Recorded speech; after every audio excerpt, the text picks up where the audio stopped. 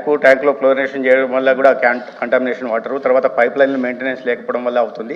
తర్వాత చాలా చోట్ల గ్రామాల్లో కానీ లేదా పట్టణాల్లో కానీ ఈ డ్రైనేజీల వెంబడి ఈ పైప్ లైన్లు ఉండడం వల్ల ఎక్కడన్నా లీకేజ్ ఉంటే దాని కారణంగా ఇళ్లలో వాళ్ళు మోటార్లు వేయడం, దానికి ప్రెషర్ కారణంగా ఈ కంటామినేటెడ్ వాటర్ పైప్లోకి వెళ్ళి కూడా బారిన పడే ప్రయత్నం జరుగుతుంది. దాంట్లో తురకపాలెం గురించి గౌరవ సభ్యులు ప్రస్తావించారు. తురకపాలెంలో ప్రధాన కారణం ఏంటంటే అధ్యక్ష, క్వారీ ఉండిపోయింది. ఆ క్వారీలో 4 సంవత్సరాలుగా క్వారీ నుంచి వాటర్ ఓవర్ ట్యాంక్కి ఇస్తున్నారు. దాని కారణంగా ఈ మిలిడోసిస్ బ్యాక్టీరియా కూడా డార్మెంట్గా ఉండే బ్యాక్టీరియా కూడా మళ్ళీ రావడం, దాని కారణంగా ఇబ్బందులు లేతన. మీరు అన్నట్టుగా ఇవాళ ఓవర్ ట్యాంకులని జిఎల్ఎస్ఆర్లని క్లోరినేషన్ చేస్తున్నాం అధ్యక్ష. పట్టణ ప్రాంతాల్లో కూడా మొబైల్ వ్యాన్స్ను కూడా ఈ అర్బన్ ఏరియాస్లో వాటర్ టెస్టింగ్ కోసం మొబైల్ టెస్టింగ్ కూడా ఏర్పాటు చేస్తున్నాం అధ్యక్ష.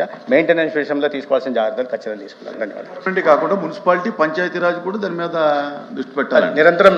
అందుకని దాని గురించి ఈ హెల్త్ కమిషనర్ ఆధ్వర్యంలో లైన్ డిపార్ట్మెంట్కి సంబంధించిన అధికారులతో కూడా ఒక టాస్క్ ఫోర్స్ వేయడం జరిగింది అధ్యక్ష. నిరంతరం వాటి మీద పర్యవేక్షణ చేస్తాం.